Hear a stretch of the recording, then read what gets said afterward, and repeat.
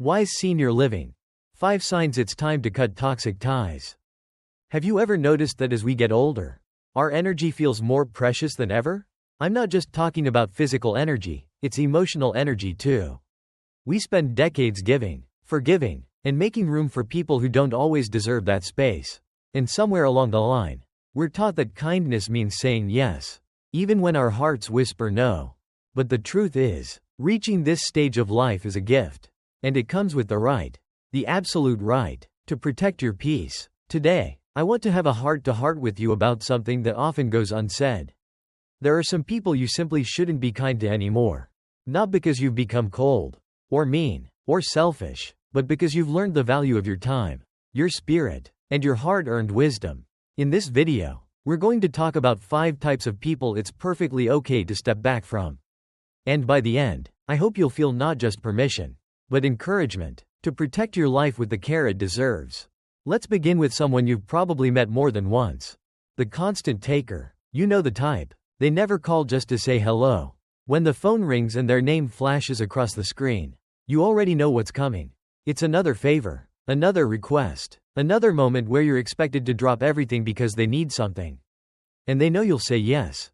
For a long time, saying yes might have felt like the right thing to do. Maybe it made you feel useful. Or maybe you simply didn't want to seem rude. Take someone like Linda, who's now 70 and living in a cozy neighborhood in Portland. For years, she was everyone's go-to. Need a last-minute babysitter? Call Linda. Forgot to water your plants before a vacation? Linda won't mind. She was the helper, the dependable one. But birthdays would come and go with barely a text. Weeks she spent battling the flu went unnoticed by those she had once gone out of her way for. And it hit her slowly but surely. Her kindness wasn't being appreciated. It was being expected. She wasn't seen as a beloved family member or friend. She was seen as a service, a convenience. And my friend, the truth is, you are not a service. You are a soul, a person, a living, breathing story full of heart and history and hard-won lessons. You deserve relationships where love flows both ways. Not relationships where you're left pouring from an empty cup. You don't have to explain your no. You don't have to offer an excuse. Saying no is not selfish. It's sacred. It's how you make sure you still have enough of yourself left for the things and people that truly matter. And if someone only sticks around because you keep saying yes, then it's not really your company they cherish. It's what they can get from you. Now let's talk about another person who quietly drains your spirit. The chronic critic. This one can be tricky because often they come wrapped in the language of concern. They aren't loud or aggressive. They won't throw insults at you in anger. Instead, it's little jabs slipped into casual conversation. Comments about your clothes, your home, your choices, even your hobbies. And at first you might brush it off. Maybe you even chuckle along thinking, oh, that's just how they are. But over time, those small digs add up. Walter, 81 years old and living out in Denver, knows this feeling all too well. Every Sunday, he visits his cousin, a ritual that started decades ago. He brings fresh bread, shares stories from his week, checks in out of genuine love. And every Sunday, without fail, his cousin finds something to criticize. Your hair looks different today, with a wrinkle of the nose. You sold that old chair? I thought you had better taste than that. Harmless, right? Except it's not. Week after week, year after year, those tiny cuts wore Walter down. He started second-guessing his choices. He stopped mentioning the projects he was excited about. He walked into those visits not with a smile, but with a tightness in his chest, bracing for the next comment that would leave him feeling small. Here's the thing. You've lived too much life to let anyone make you feel less than. You don't owe anyone an apology for who you are. You don't need to shrink yourself to fit someone else's idea of what you should be. You don't have to sit quietly while someone chips away at your confidence, pretending it's all in good fun. You deserve to walk into a room and feel safe in your own skin. You deserve relationships that celebrate you, not ones that subtly suggest you're never quite enough. And it's okay, more than okay, to choose distance over discomfort. So, if you find yourself leaving a conversation feeling heavier instead of lighter, it's time to step back. Not with anger, not with resentment, but with the quiet strength that says, I choose peace over approval. I choose my joy over their judgment. And now, as we continue, there's another type of person we need to talk about. Someone who uses kindness against you in a way that's almost invisible at first. It's a heavy, sneaky thing that starts out feeling like love, but quickly turns into something that weighs down your heart. Guilt. That's where the guilt trippers come in. They're not always easy to spot because they rarely raise their voice or slam doors. No, they have a different way of making their feelings known.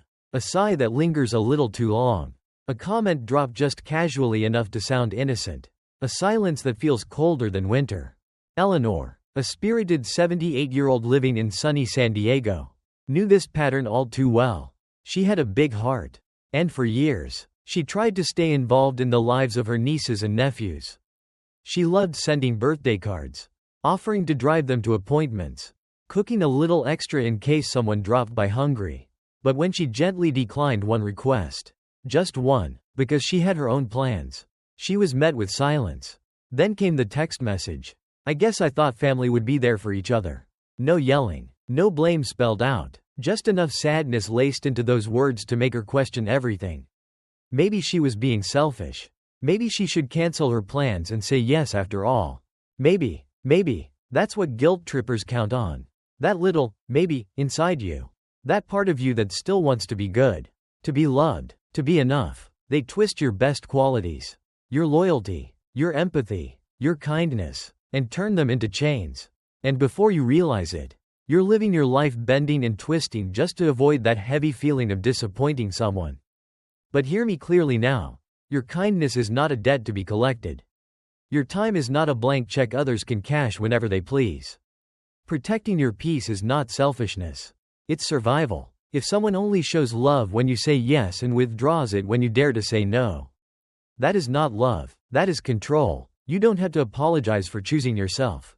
You don't have to explain your no, justify your boundaries, or beg for understanding. If someone's affection is conditional, if it disappears the moment you stand firm, it was never affection worth keeping. And sometimes the most compassionate thing you can do for your own soul is to stop answering the door every time guilt comes knocking. Take a breath, stand tall, and remember, peace isn't something you have to earn. It's something you already deserve. Now, while guilt trippers can drain you quietly, there's another type of person who can wound you even more deeply. The ones who pretend to celebrate you, but secretly see you as a competitor. Doris, a vibrant 75-year-old from Atlanta, had spent years putting her dreams on hold, raising a family, taking care of others, working jobs that paid the bills, but never truly fed her spirit. So when she finally joined a local art class, it was more than just a hobby. It was a homecoming to herself. She was nervous, but she was proud of finally giving herself permission to create, to express, to shine. Her longtime friend, someone she had known for decades, decided to join too. At first, it felt comforting to have a familiar face there. But little by little, the comments started. Your painting is so colorful. Very bold for someone your age. I love how carefree yours looks. Shows that technique isn't everything. Said with a smile, delivered like a compliment, but underneath, it stung. And slowly, Doris found herself shrinking. She hesitated before showing her work. She started questioning her abilities, wondering if she was just fooling herself. You see, not every competitor wears an enemy's face. Some come disguised as friends. They clap when you succeed, but you can feel it. The clap isn't quite as loud as it should be. They smile when you share good news, but their eyes flicker with something else. They always have a story just a little bigger, an accomplishment just a little shinier, a success just a little sooner. The truth is, real friends aren't measuring tapes. They don't weigh your achievements against theirs. They don't make you feel like your joy has to be rationed so they don't feel small. Real friends are warm fires on a cold night. They celebrate you. They encourage you. They remind you that your light doesn't dim theirs. It brightens the whole room. And at this stage of life, when you have overcome storms others can't even imagine, you deserve to be surrounded by those warm fires, not cold scoreboards. You deserve to be in places where you are celebrated, not tolerated. So if someone's support feels like a competition, if their encouragement feels like a veiled jab, you have every right to step back. You don't have to explain. You don't have to make a scene. You simply stop pouring your energy into places that drain your spirit. And just like that, you make room, beautiful, sacred room, for people who will cheer you on with genuine hearts. For friends who know that one person's success is all of our success. For companions who see your wins not as threats, but as proof that good things are still possible at every age. It's never too late to rewrite your circle, to choose the company you keep, to decide that joy is not something you will apologize for anymore. Because joy, my dear friend, is your birthright. It always has been. And speaking of rewriting your circle, there's one more kind of person we need to talk about. The ones who don't come at you head on, but find quieter, slipperier ways to leave you feeling unsure and worn out. You might not see the damage right away, but over time, it adds up. Let's talk about the passive-aggressive manipulators, and how to protect your heart from their silent storms. Unlike the others, these folks rarely say anything outright. They prefer whispers over shouts, sarcasm over honesty, and subtle digs over real conversations. And because they're so indirect, it's easy to miss what's really happening, until you find yourself walking on eggshells, doubting your feelings, second-guessing your worth. Leonard, an 82-year-old gentleman from Minneapolis, knows this feeling all too well. He'd spent most of his life in the same quiet neighborhood where everyone knew each other's names and birthdays. His neighbor, Doug, always had a friendly wave, a joke ready, a chuckle on hand, but underneath that neighborly mask was something else, something sharper. Whenever Leonard asked for a little help, moving a planter, carrying a box, Doug would smile wide and say something like, "Guess you're finally slowing down." Huh? Or, "I'd help, but I like my knees the way they are." It was always said with a laugh, tossed out like a harmless joke. But each time, Leonard felt a sting, a tiny doubt, a small shame that crept into his bones. Was he becoming a burden? Was he asking for too much? That's the power of passive aggression. It leaves you doubting yourself, questioning your needs, hesitating to ask for what's reasonable and fair. And the danger of it, especially at this stage of life, is that it chips away at your confidence, your trust, your peace, and often without a clear place to pin the blame. It feels like maybe you're just being too sensitive. It feels like maybe you're the problem. But let me tell you something important. You're not too sensitive. You're not asking too much for simple respect and kindness. And you certainly don't deserve to be the target of subtle put-downs disguised as humor. The thing about passive-aggressive manipulators is that they always leave themselves an escape hatch. If you call them out, they'll say you misunderstood. They'll accuse you of overreacting. They'll laugh it off and turn it back on you. And if you're not careful, you'll find yourself stuck in a cycle, trying harder to please, trying harder to avoid conflict, shrinking yourself smaller and smaller just to keep the peace. But peace that comes at the cost of your dignity isn't real peace at all. It's a performance, a one-sided truce where you lose and they keep smiling. You don't owe anyone that performance. Not now, not ever. At this point in your life, your peace is a priority, not a prize you have to fight for. You deserve conversations that are clear, not conversations laced with traps. You deserve relationships built on sincerity, not games. And if someone refuses to meet you there, if they insist on playing little emotional games, the most loving thing you can do for yourself is to step back. You don't have to fight them. You don't have to fix them. You don't even have to explain yourself. You just quietly, firmly, and finally reclaim your space. Let them wonder why your light isn't shining in their direction anymore. Let them notice the absence of your patience, your kindness, your warmth, not because you want revenge, but because you finally realize that your gifts are too precious to waste on people who don't honor them. It's a beautiful, powerful thing when you choose yourself. When you decide that kindness doesn't mean availability, that forgiveness doesn't mean foolishness, that love, real love, doesn't demand you carry silent wounds just to keep someone else comfortable. Now that we've talked about these 5 types of people, the constant takers, the chronic critics, the guilt trippers, the secret competitors, and the passive-aggressive manipulators, I want you to take a moment right here and now to check in with yourself. Are any of these patterns showing up in your life? Are there relationships that, instead of lifting you, leave you feeling heavier, sadder, or smaller? If there are, I want you to know that you have the right, the absolute, unquestionable right, to step back, to draw your line, to say, "I choose me." You are not being cruel. You are not being selfish. You are finally honoring the years you've walked, the wisdom you've earned, and the soul you've built. The older we get, the more valuable every single day becomes. We no longer have the luxury of wasting our hours explaining ourselves to people committed to misunderstanding us. We no longer owe time to those who mistake our kindness for weakness. We no longer need to beg for crumbs of affection from people who never learned how to love. You, my friend, are allowed to guard your peace like the treasure it is.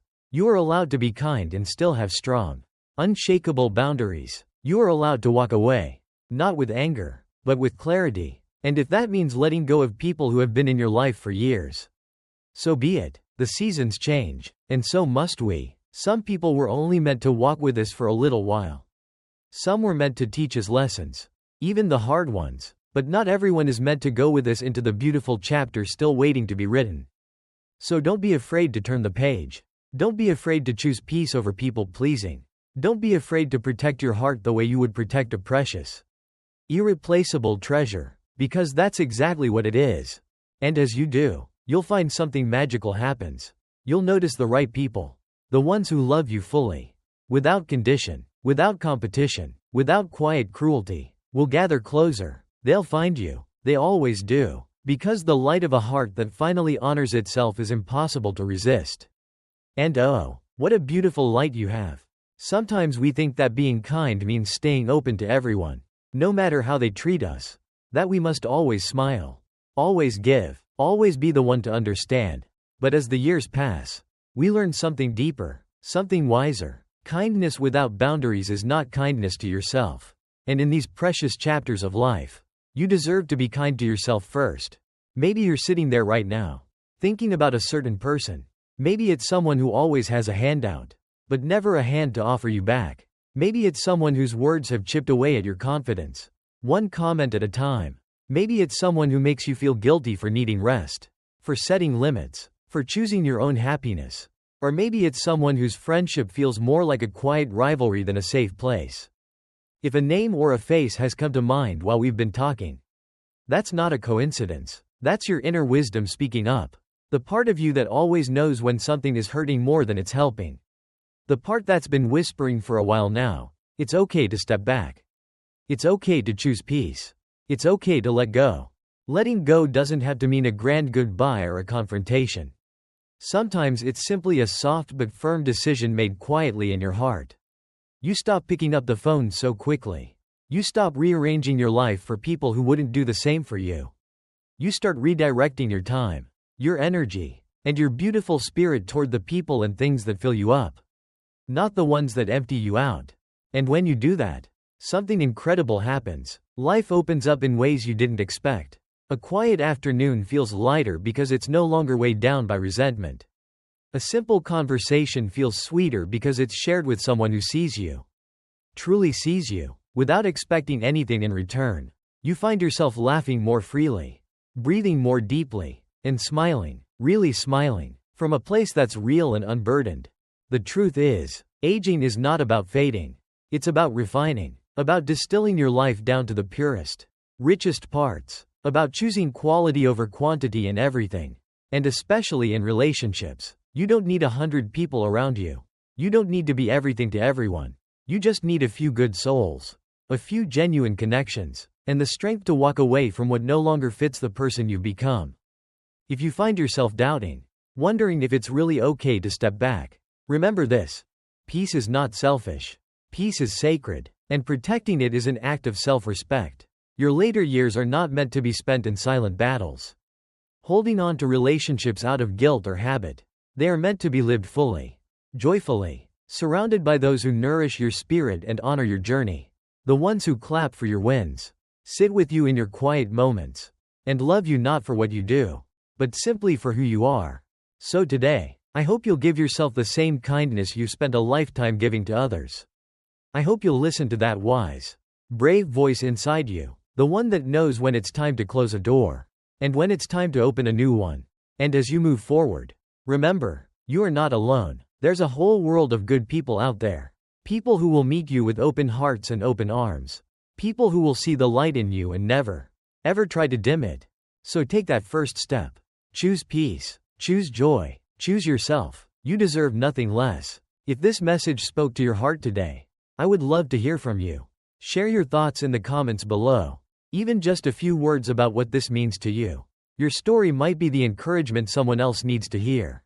And if you found this video helpful, please like it and subscribe to the channel. Your support means the world to us. And it helps us keep creating more content to inspire, uplift, and walk this beautiful journey alongside you. Thank you for spending this time with me today. Here's to living every day with courage, with love, and with the unshakable knowledge that you are worthy of peace, worthy of joy, and worthy of the deepest, truest kind of happiness. Until next time, take care, and keep shining.